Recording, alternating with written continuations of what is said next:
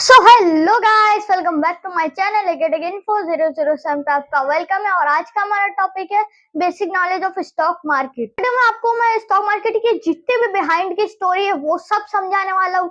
और हमारी जितनी भी स्टॉक मार्केट की हिस्ट्री है वगैरह वगैरह सब समझाऊंगा मैं आपको। आपके जितने भी क्वेश्चन है उन सबका मैं जवाब दूंगा। So let's get started.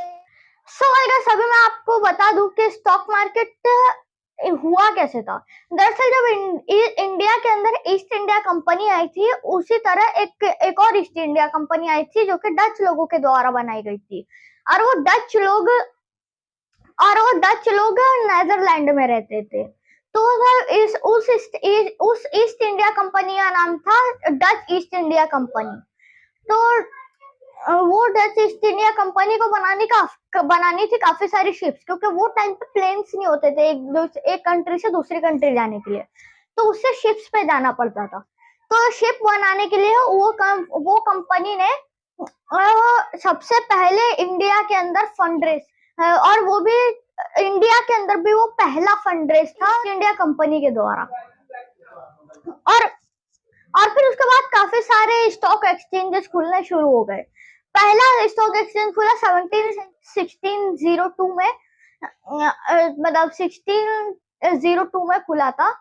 पहला पहला स्टॉक एक्सचेंज आम्स्टरडम स्टॉक एक्सचेंज। फिर उसके बाद और भी काफी सारे स्टॉक एक्सचेंज खुलना शुरू हो गए, जैसे कि London stock exchange, New York stock exchange, ऐसे काफी सारे स्टॉक एक्सचेंजेस खुलना शुरू हो गए। तो ये थी एक छोटी सी स्टॉक मार्केट की छोटी सी हिस्ट्री, बस मैंने आपको बताया हूँ। अब हम थोड़ा स्टॉक मार्केट के थोड़ा हट के सोचते हैं। वैसे क्या आपने सोचा है कि स्टॉक मार्केट के अंदर इलीगल भी हो सकता है? तो हाँ, इलीगल हो सकता है, और वो है ट्रेडिंग। इनसाइडर ट्रेडिंग का नाम तो आपने कई जगह सुना होगा, बट ये होता क्या है मैं आपको बता देता हूँ। दरअसल अभी मैं एग्जांपल दूंगा। मेरा एक दोस्त है जो कि सीबीआई कंपनी में काम कर रहा है, और मैं उसी कंपनी में ट्रेडर हूँ। मैंने उस कंपनी में पैसे लगाए हुए। तो वो जो मेरा फ्रेंड है वो मेरे को आके बता रहा है कंपनी की इंफॉर्मेशन, क्या वो ऊपर जाएगी या नीचे जाएगी, तो मैं उस हेल्प से पैसे कमा रहा हूँ। तो इसे हम इनसाइडर ट्रेडिंग कहेंगे। और इनसाइडर ट्रेडिंग ये इलीगल पार्ट हो रहा है। तो अभी हम इसको बिना non illegal legally insider trading देखे तो अलग एग्जांपल पे आती है। जैसे मैं शॉप में बैठ रखा हूँ, दो मेंबर्स बात कर रहे हैं, वहां से सुन ली इंफॉर्मेशन, मेरे को वहां से पता चल गया कि कंपनी ऊपर जाएगी या नीचे जाएगी। और या दूसरा एक और एग्जांपल ले लूं स्टॉक के। मैं एक कंप्यूटर इंजीनियर हूँ। मैं वहां पे कंप्यूटर की चेकिंग के लिए गया था कंपनी के अंदर। वहां से मेरे को कंप्यूटर के अंदर जितनी भी इंफॉर्मेशन है सब पता चल गई। तो ये भी इनसाइडर ट्रेडिंग हुई। बट इसमें इलीगल कौन सा पार्ट हुआ? जो मैंने आपको फर्स्ट एग्जाम्पल दिया था, तो वो इलीगल पार्ट हो गया है। तो अभी हम बढ़ते नेक्स्ट पे। नेक्स्ट अभी मैं आपको बताऊं, आप स्टॉक मार्केट के अंदर ट्रेडिंग भी कर सकते हो और इन्वेस्टिंग भी कर सकते हो।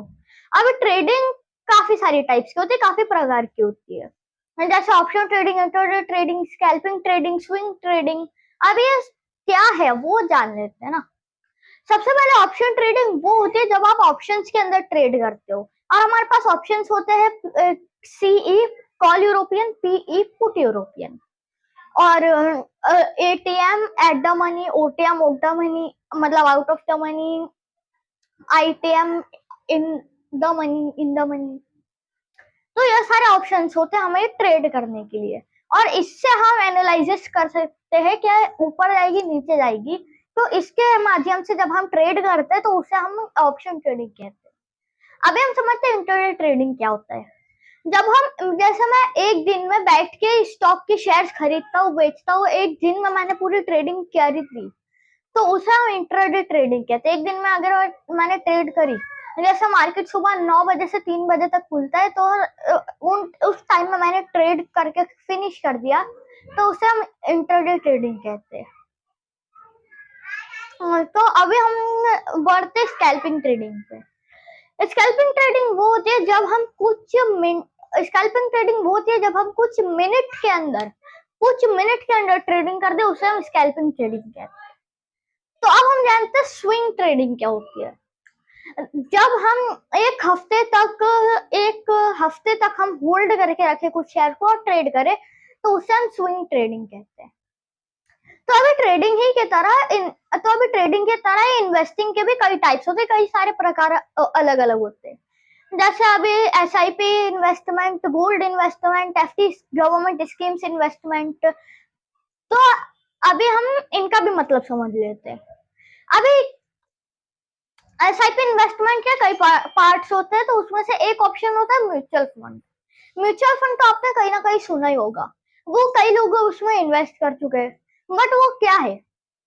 देखो, इसके अंदर आपको खुद से ट्रेड नहीं करना पड़ता, आपको खुद कंपनीज के शेयर्स में इन्वेस्ट नहीं करना पड़ता है। जब आप म्यूचुअल फंड में डालते हैं तो म्यूचुअल फंड वाले वो जो लोग हैं वो आपके पैसों को अच्छी कंपनी के अंदर डालते हैं।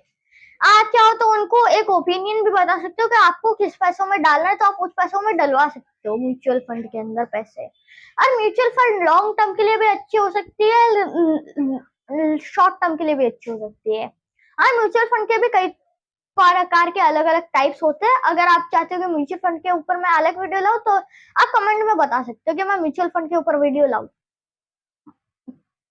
ओके, तो अब हम गोल्ड इन्वेस्टमेंट को समझते हैं।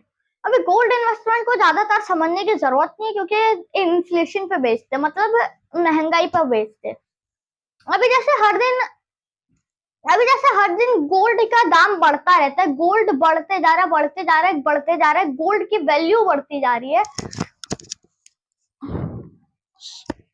तो इसी तरह हमेशा से गोल्ड अगर बढ़ता जा रहा है, गोल्ड का दाम अगर बढ़ रहा है तो हमें प्रॉफिट होगा, अगर गोल्ड का दाम नीचे जा रहा है तो हमें लॉस होगा। ये है टोटली बेस्ड ऑन महंगाई, इन्फ्लेशन पे बेस्ड है ये पूरा।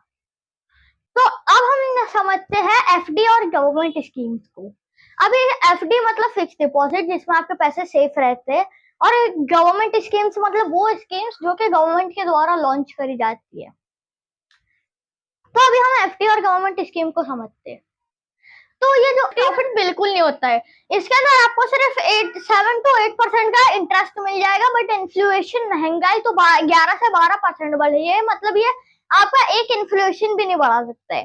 बट इसके बावजूद भी काफी सारे लोग इसमें इन्वेस्टमेंट करना पसंद करते हैं।